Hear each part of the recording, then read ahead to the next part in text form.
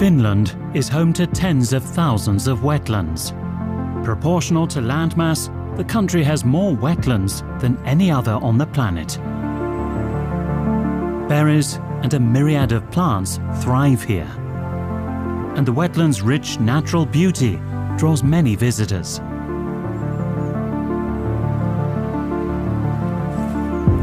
But the wetlands are also important for our climate.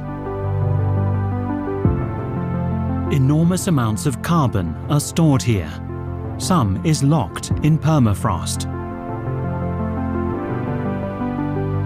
Were the permafrost to melt, massive amounts of carbon would likely be released into the atmosphere, accelerating climate change. But it's not too late yet. Recent studies suggest that while these northern wetlands may pose threats, they are also rife with opportunity. How might humankind work with the wetlands to curb global climate change?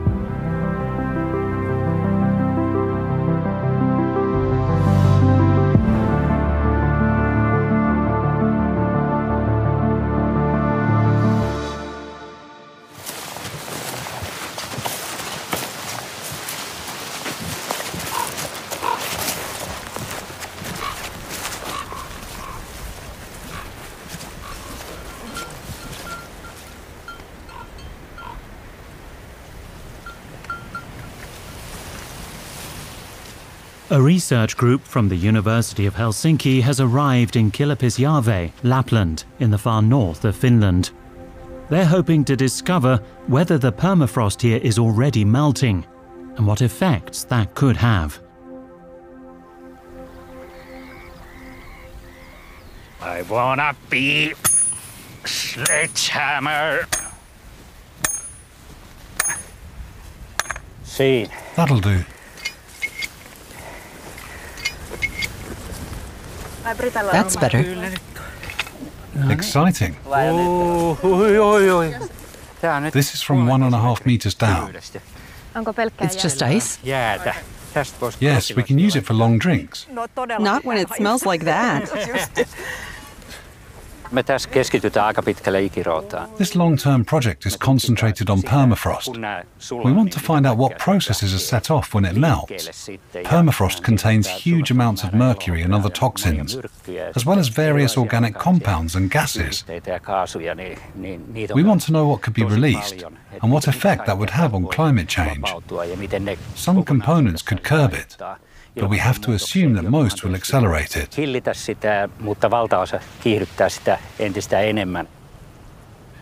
Northern permafrost may contain hazards that are as yet unknown to us.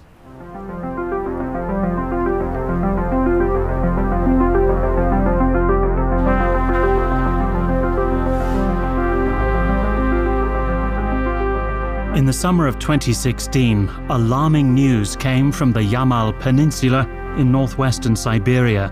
A young man had died of anthrax, a disease that had been eradicated from the region 75 years earlier. Over 2,000 reindeer died from the disease. An additional 5 adults and 2 children were infected.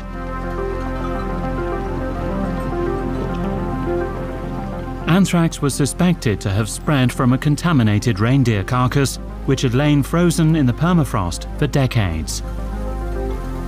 Subsequent studies revealed that an exceptionally warm summer had melted large sections of permafrost. The thaw had apparently revived the anthrax bacterium, which first infected animals, then the reindeer herders.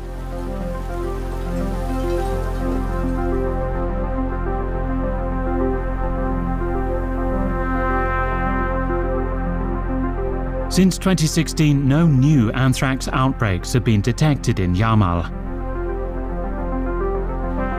The melting of the permafrost has, however, caused damage to buildings. It also releases carbon dioxide and methane, both known accelerators of climate change.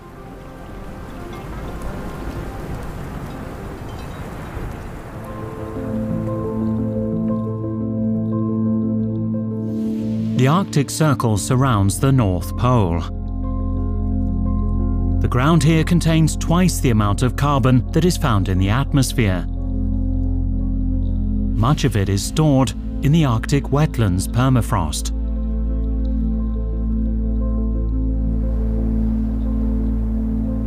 Carbon, a blessing and a curse. Without it, there would be no life on Earth. At the same time, it's the cause of global warming.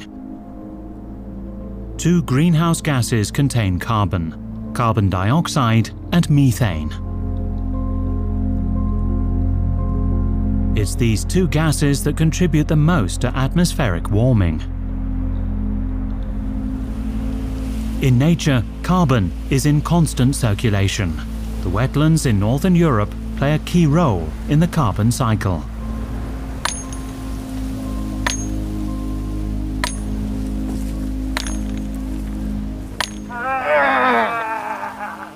Yes. Oh, my back.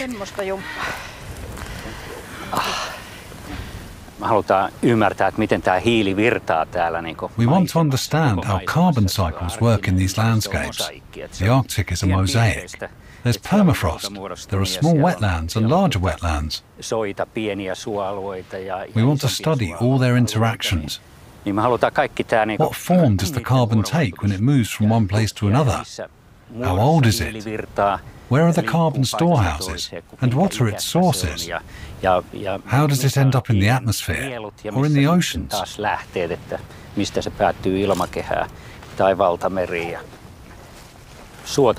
Wetlands play an important role not just here in the north, but also in the tropics. They're vital for regulating Earth's carbon balance, which affects our climate.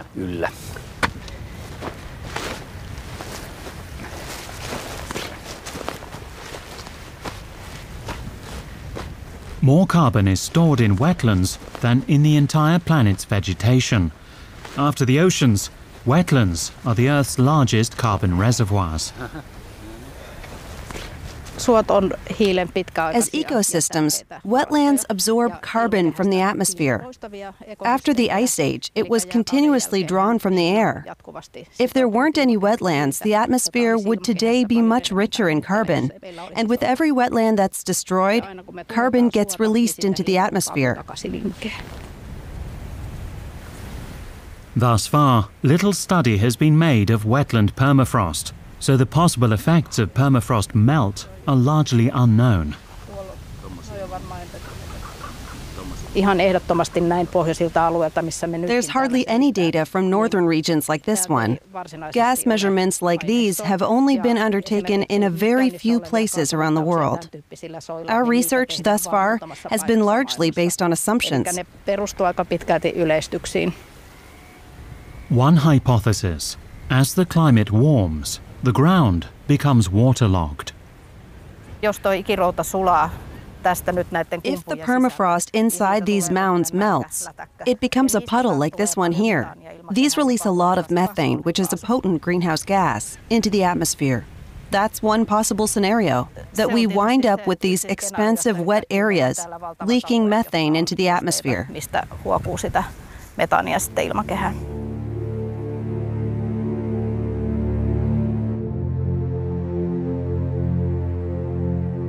The permafrost in Siberia has apparently begun to melt. The ancient frozen soil is thawing for the first time in 10,000 years. Its effects pose a dramatic threat for global warming.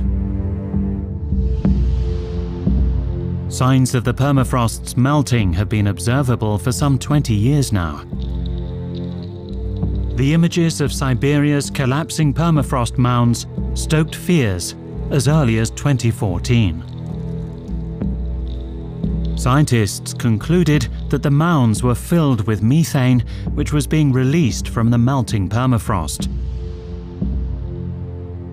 The pressure inside them had grown so great that it burst open the mounds.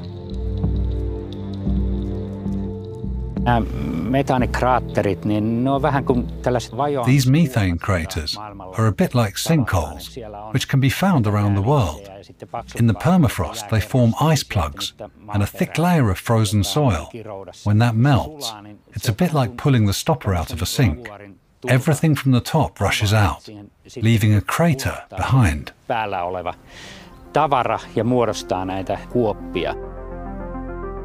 Ever more studies have confirmed the melting of the Siberian permafrost. Over the years, initial assumptions have become increasingly concrete. Methane emissions can be locally quite high at times, and they can increase. But the effect is apparently not globally significant for now.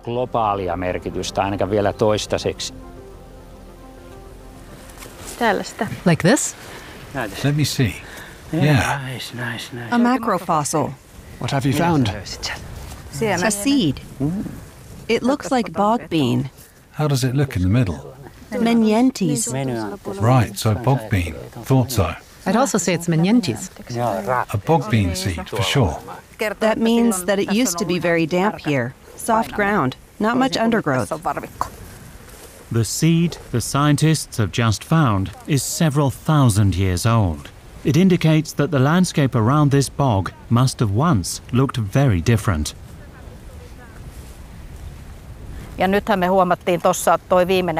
The last bit that we drilled was mineral matter, not bog sediment at all. There used to be some kind of a lake or a puddle, which was later filled, and then formed a bog. This is the way nature works. Nothing is forever. This environment looked very different after the last ice age. Permafrost bogs are like time capsules. They help us study environmental and climate changes over hundreds and thousands of years. Year by year, peat accumulates in the swamp. In southern Finland, the peat layer can be several meters deep, and in Lapland, we only have 2 meters of peat. The layers are a kind of time machine, a stratum that records the whole history of the wetland. Scientists search through the layers of stratification for signs of temperature and humidity changes. It's easy to see in the terrain that something happened there. Often the changes appear as differences in color. When we bring the samples to the lab, we can see in more detail how the vegetation has changed across history. Over the course of 10,000 years, there have been at least a couple of changes to the vegetation, which tells us about changes in the environment. Here we have a sample of about 50 centimeters from a bog in Lapland. We can clearly see changes in the composition of the peat. This layer is perhaps 1,000 years old. Down here we have a sour grass vegetation which grows in humid conditions.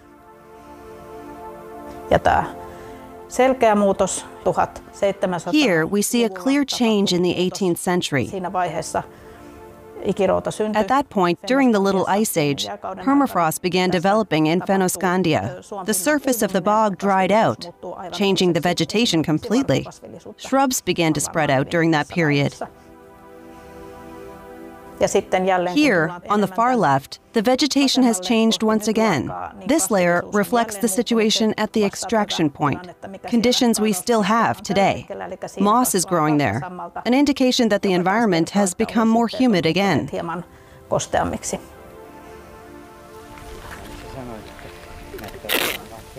By observing the various layers, it is possible to make a rough initial prediction of changes ahead. We can see how the layers in the bog behaved at various times. In general, carbon dioxide, along with warmer temperatures, promotes the growth of peat and the accumulation of carbon. But these forecasts do not take into account other aspects related to wetlands. Extensive changes in vegetation, things like raised bogs, oppa mires, bog growth, fires, aren't considered in these models. Much more research is needed for that.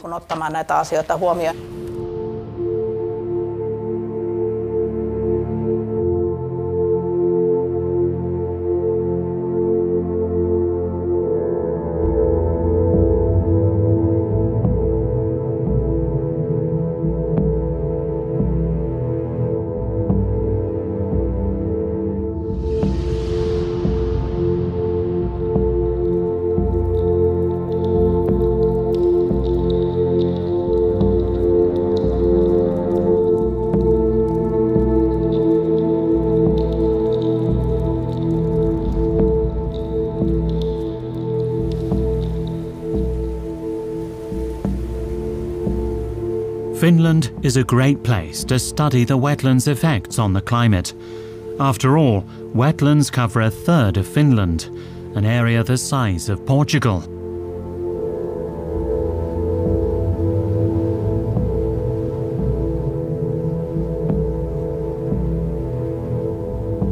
Bogs and swamps have always been important to the Finns. They've provided food for humans and animals, as well as fuel for heating. Finnish folklore is filled with tales of spirits, elves and deities living in the wetlands. It's no wonder then that Finnish has dozens of words for different kinds of wetland. Wetlands were once feared as unpredictable environments, a space between earth and water, being and beyond. In the past, people were buried in the swamp. Later, waste was dumped there.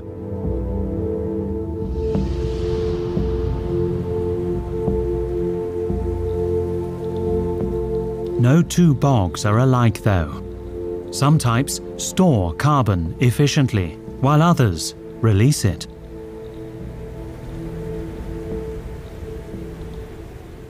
Suomessakin on yli 100 erilaista suotyyppiä. There are over 100 different types of wetland in Finland alone. Each is different in the way it accumulates or emits carbon. These wetter kinds of bog release methane into the atmosphere. Drier bogs and mounds, though, accumulate and store carbon very efficiently. Ne sitten kerryttää hiiltä erittäin voimakkaasti ja varastoi hiiltä. Over half of Finland's wetlands have been drained. The goal was to dry out the wetland soil, making it more suitable for forestry and agriculture. One such wetland is Ranskelankorpi in southern Finland.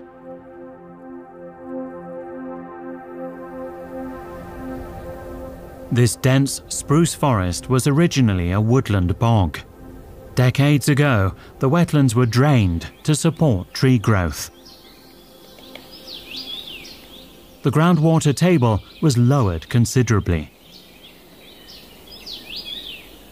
Olemme sellaisella ojitetulla suotyypillä, joita on paljon. We're in a well-drained wetland, which has become common for Finland.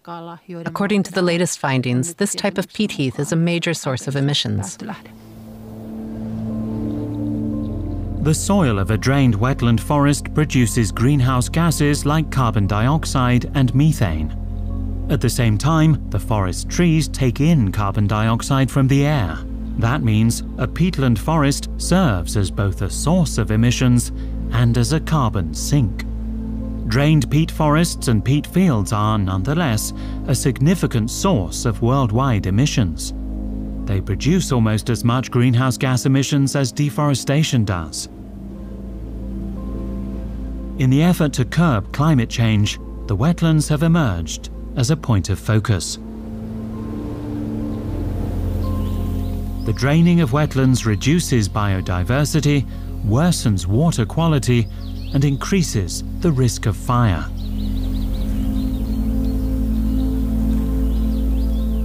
Carbon released from wetlands is bad for the climate. Human intervention can, however, impact just how much carbon is released into the atmosphere. One goal could be to strengthen the role of wetlands as carbon sinks. One option could be wetland restoration. In Finland, for instance, countless wetlands have been drained, but drying them up failed in 15 to 30% of cases. No forest has been able to grow on them. Instead, draining the wetlands just ruined their positive natural qualities. With restoration, the wetlands can begin to function naturally again. They can once more start absorbing carbon from the atmosphere. Toimia siihen suuntaan, että se imee hiiltä ilmakehästä. Restoring a wetland means returning it to a state as close as possible to its natural one. The ditches are filled, the water level rises. Once the water has returned to the correct level, peat begins to form again. Carbon is removed from the atmosphere and absorbed into the soil.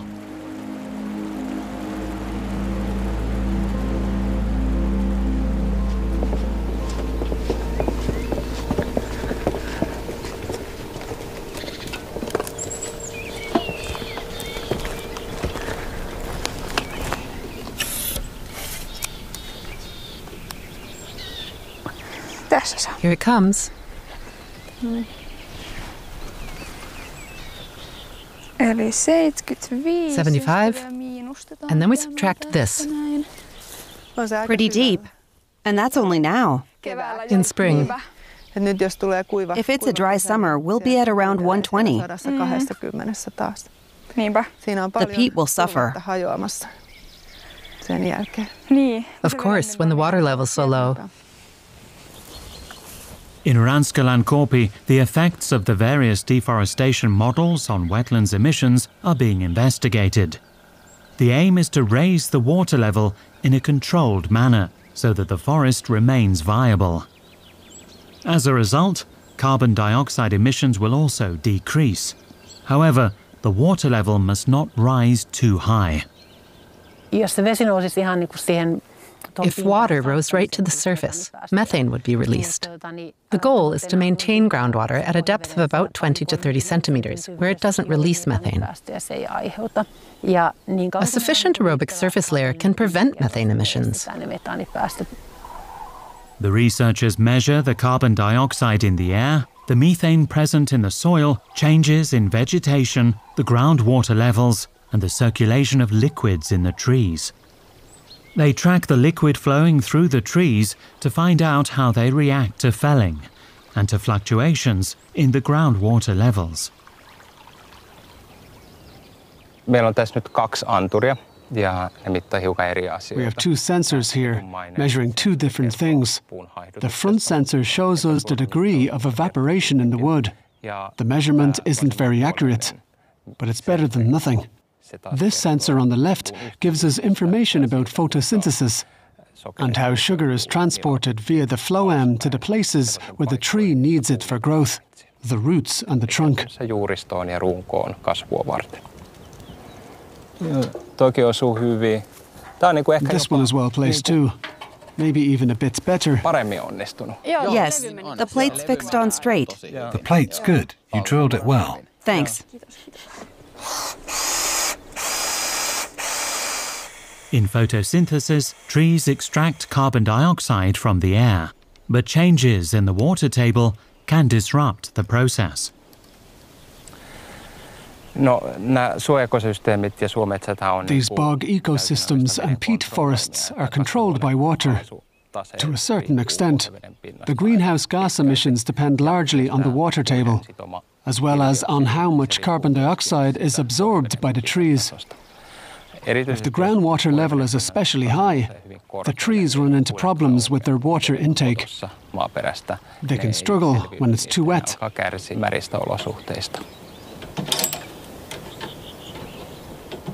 The movement and circulation of greenhouse gases are tracked using automatically operated chambers and measuring devices attached to masts. The box is placed slowly over the ground. Then the chamber is sealed. It then measures whether there's a gas source in the ground. If there is, the gas level inside the chamber gradually increases. We extract the gases from the box and look for concentration increases. From that, we can calculate the flow speed. Yeah, and also I think it will be valuable because then we have here, for example, we have A Czech research team has come to Ranskalankorpi to investigate the impact of deforestation on wetland emissions. So it's 5. We try to study the same kinds of management, the removal of all trees or removal of selected trees, and how this affects carbon cycling and microbes in the soil. We have these sites in British Columbia, in Germany, in Slovenia now, and Finland is very well fitting because we need some setting with boggy lands and with a specific vegetation representative for large parts of the boreal forests. So if we just look at the trees around our very spot and decide that half of them are taken and half of them are left, I think for us it would be better to harvest slightly less, because the other harvesting intensities are around 30%. So maybe just around our side we can left a little bit more trees, and around you can thin as much as you like. Bacteria and fungi that decompose plant and animal material affect the production of carbon dioxide and methane in the soil. When trees are cut down, it has a detrimental effect on these microorganisms and on greenhouse gas emissions. So we look at the microbes, how they change during the life cycle of the forest, and whether it makes more sense to cut just selected trees to maintain the microbes at the sites.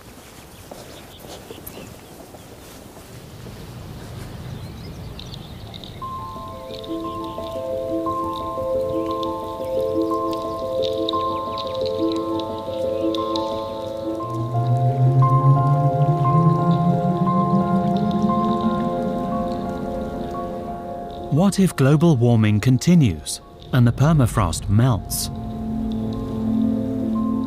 What happens to the carbon stored in the natural state wetlands of the north?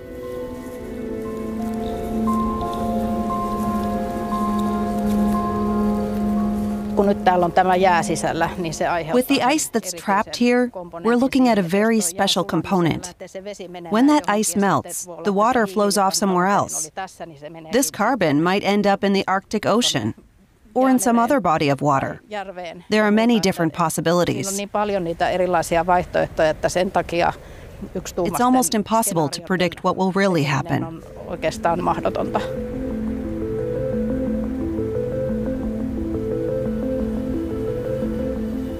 For the northern permafrost bogs, there are three possible scenarios. In the first, the wetlands get even wetter and for a time become sources of methane themselves, as the ice within them melts. The second possibility is that the wetlands will dry out and release large quantities of carbon dioxide into the atmosphere. The third option is that the bogs could become even more efficient carbon sinks.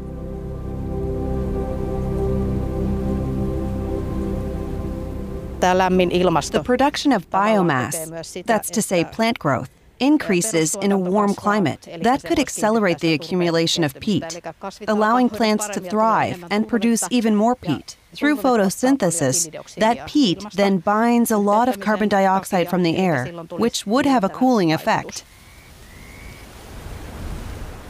Regardless of scenario, regional situations vary greatly. According to climate forecasts, rainfall in the northern latitudes will increase by around 20% over the course of this century. This could, of course, have a major impact, but the regional differences are huge. Some regions could dry out, while others might become even wetter. How this in turn affects carbon levels will be really interesting to see. There is still a lot of research to be done. In any case, peatlands are incredibly important in the global carbon cycle.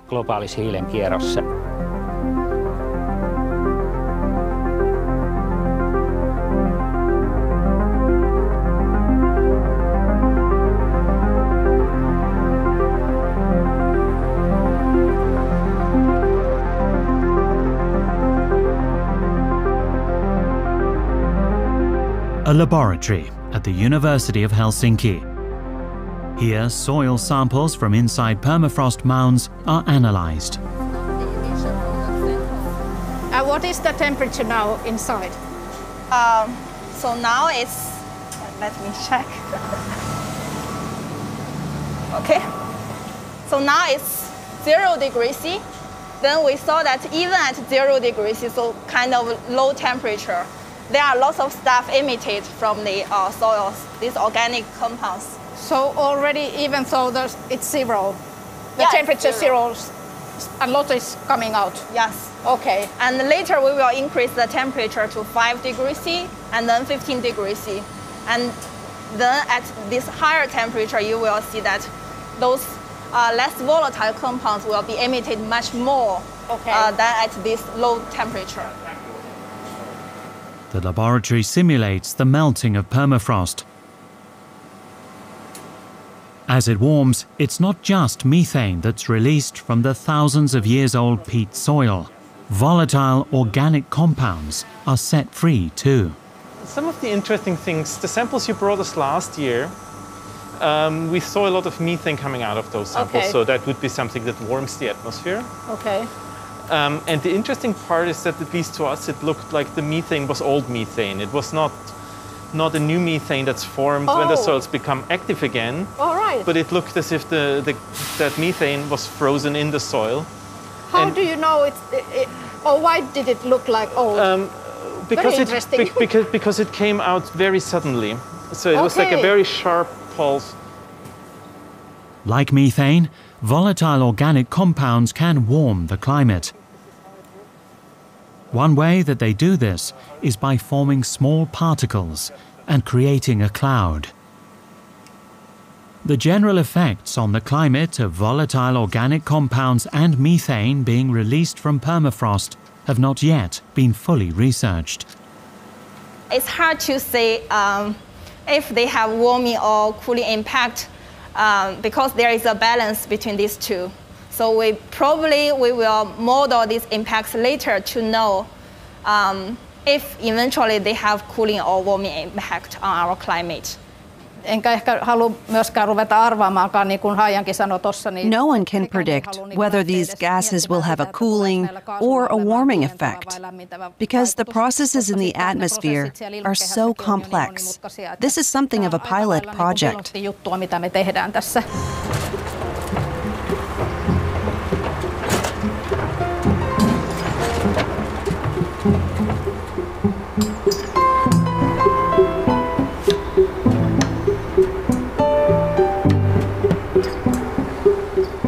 Trees were cut down at the Ranskalan-Korpi research site at the beginning of 2021. Now, in the summer, the aim is to measure the effects. Has the deforestation here affected local greenhouse gas emissions? One thing that's clear from the outset: less carbon accumulates in the soil of cleared areas. That's because there are no longer any trees to absorb the carbon through photosynthesis. For photosynthesis, there are only very few plants here, meaning that the sink effect diminishes considerably, at least at the beginning, while there's still no vegetation. How the organic matter is decomposed, this will very likely also change because there will not be this easily decomposable carbon, and the carbon will be less and less digestible for the microbes, so this is what we expect. In other words, after complete deforestation, the soil binds less carbon than it once did. However, in the partially cleared research area, virtually no changes in greenhouse gas emissions can be observed. Fully understanding methane emissions will remain a challenge over the coming years. For methane, we don't have answers from the last year's sampling because the bacteria that produce it and also that consume it reside in deeper parts of the profile. So now we are adding the deep peat sampling to see where they are, how abundant they are, and what amount of methane is flowing out. However, we expect that with the trees being cut, the water table will rise. And with rising the water table, the methanogenic bacteria will get closer to the surface. So the methane will have a smaller path to escape. The research project in Ranskalan-Korpi will continue for several years. Only later will it be possible to say with any certainty whether planting new trees and establishing permanent forests are a good way to reduce emissions. Seuraavan 3-5 vuoden kuluesta oikeastaan. The next 3 to 5 years will show whether permanent forests can be the solution here at this location. Empirical evidence gathered here will then show us whether emissions are changing, as our models have predicted. Muuttuuko päästöt sillä tavalla, kun me mallien mukaan ollaan jo ennustettu.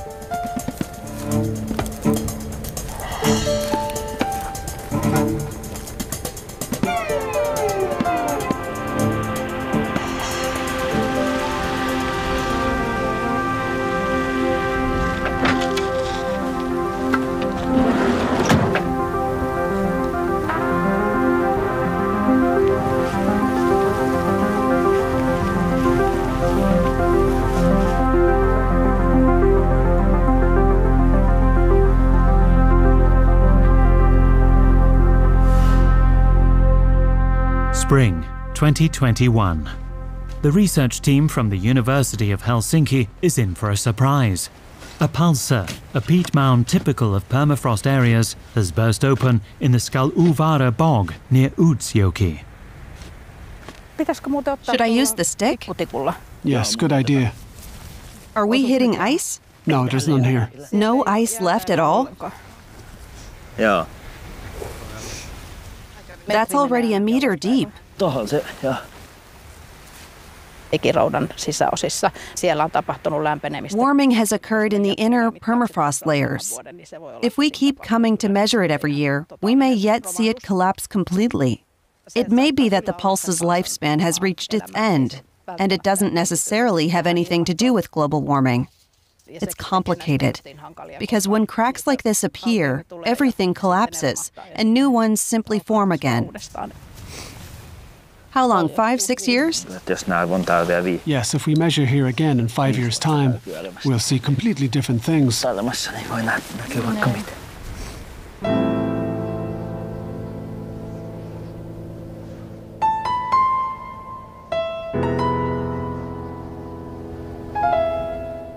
A report published in August of 2021 by the Intergovernmental Panel on Climate Change provides a cautious assessment of the relationship between peatlands and global warming. According to the report, permafrost melt and emissions from peatlands are likely to accelerate global warming.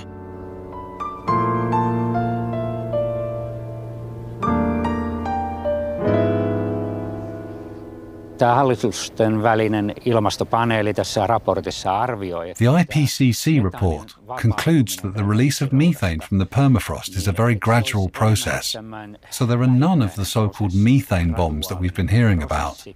However, the process is significant. It contributes to global warming, because when permafrost melts, methane is released. Merkittävä prosessi, että se tulee lisälämmittämään ilmastoa, kun ikirouta sulaa, niin metaania vapautuu. On ehkä hyvä ymmärtää. You should perhaps be aware that it can also happen quite quickly. If the pulse suddenly collapses, then a huge amount of methane can be released all at once. It takes a while for levels to normalize again. Whether that's 1 or 2%, or however much it is, it doesn't matter. It definitely means an increase in the current amounts. Mitä siellä on nyt tällä hetkellä?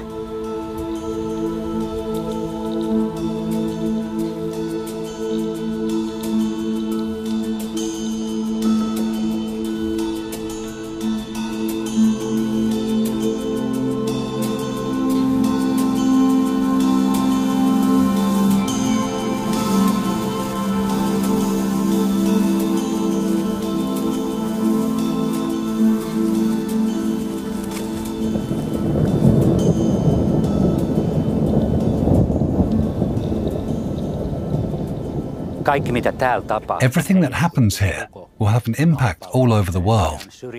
This isn't a remote corner in that sense.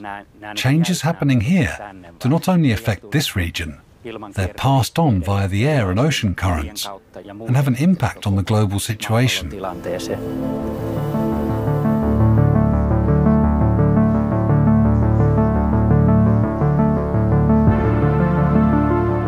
Humankind has accelerated global warming. But it can also slow it down. Suojelu on ihan The top priority is preservation. These natural wetlands shouldn't be misused any longer. Quite the opposite. More conservation programs should be set up to ensure they remain untouched. Infrastructure has no place in wetland areas. They're factors that allow us to utilize the potential of nature in combating climate change. Potentiaalia käyttää tässä ilmastonmuutoksen torjunnassa. The message from science is clear. It's not too late. It is still possible to support and strengthen the wetlands. Nature's carbon sinks. Tämä on ehkä vähän It's something that's perhaps been neglected in the debate, the concept of carbon sinks. When it comes to this topic, we tend to focus only on forests, but wetlands are also excellent carbon reservoirs and good carbon sinks. Human intervention here could turn wetlands into more effective carbon sinks for the future. Hiilennieluja myöskin tulevaisuudessa.